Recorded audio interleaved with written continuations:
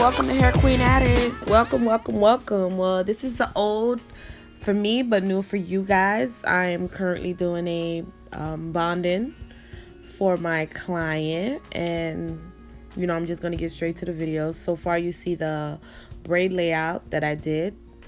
When you do bondings, you could do a lot of different layouts, and for her, I just did those layouts because she didn't want that much braids underneath, and I did my anchor braids around the parameters, as you can see, and she wanted minimal leave out as possible, so that's also what I did for her. I gave her minimal leave out, especially the type of bonding that she would like. I don't need to have that much leave out.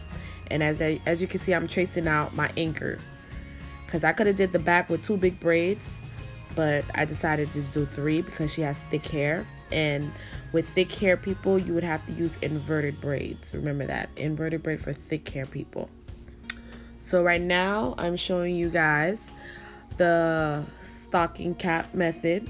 Of course, like, I don't do the other method yet, the one with the, how you call that thing, it's a paste that you use. This method is with the stocking cap and the wrapping paper. I love using the black wrapping paper because it's dark and the glue doesn't seep through it like the paper towel does, and also it's thicker. You see how thick it is? It covers more space, so I don't have to use so much wrapping paper. I just love the black one. I'm gonna let you watch a little bit of what I'm doing. And also it helps to keep the hair flat. You know, sometimes when you're trying to do a bonding, you don't want to be so bulky. The wrapping paper put more attention to flatten the hair, the braids underneath for you.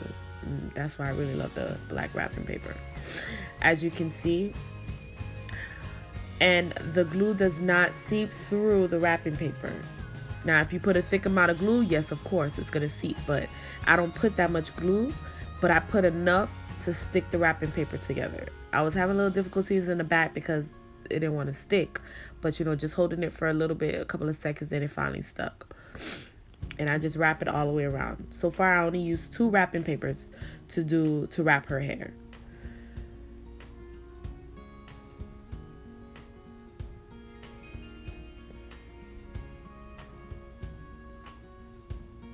As you can see, how I pull enough tension to wrap it and to complete it.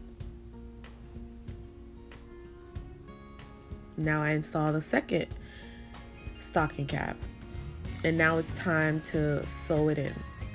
I use the Gots to Be freeze spray because it frees the stocking cap for me, especially when I have to thread it. And the stocking cap usually makes a hole, so when I use the freeze spray, it hardens the stocking cap for me, so when I do the stitching, it stays in place.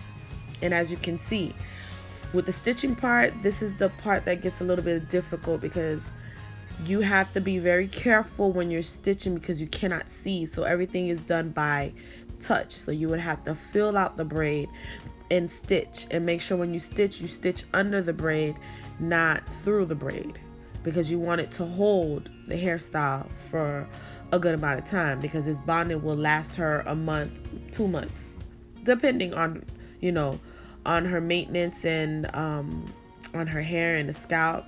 But usually for me, I keep mine for a month and a half, 2 months the most. And as you can see, I will start going a little slower. You're going to see me feel around for the braid because also I have the little twist of the leave out. So I don't want to put the stitch through the leave out. I'm going to let you guys finish watching that so you can see more or less what I'm doing.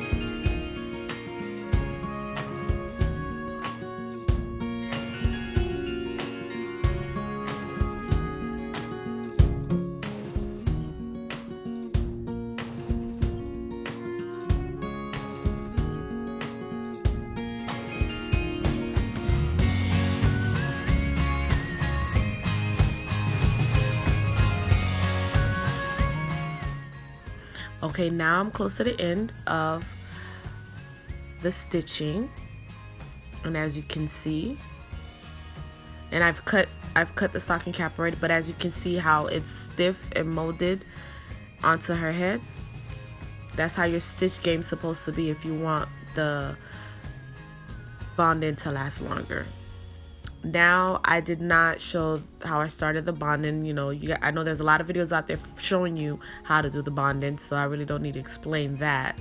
As you can see at the bottom, I do have flexi rods at the bottom, is because she wanted curls in the hair, and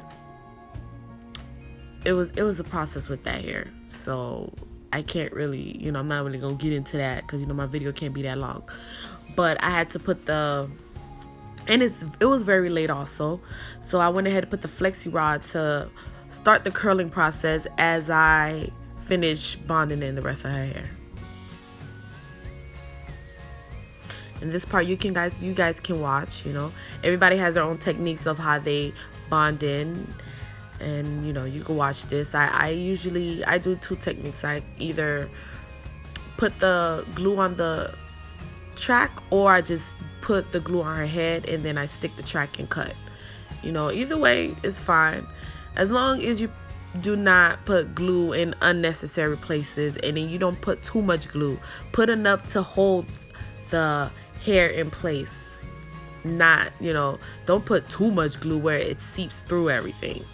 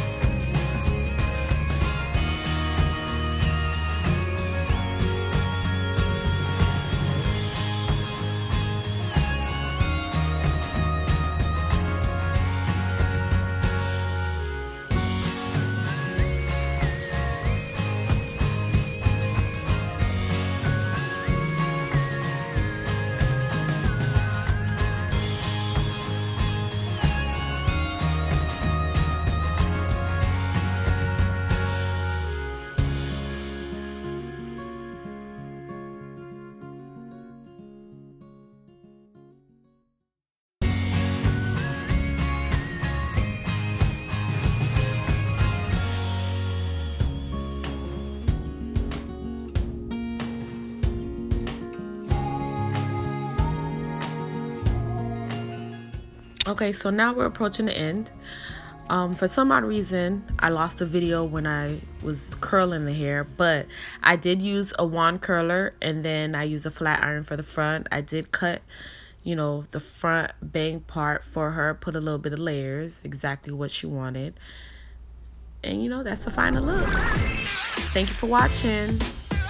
Later.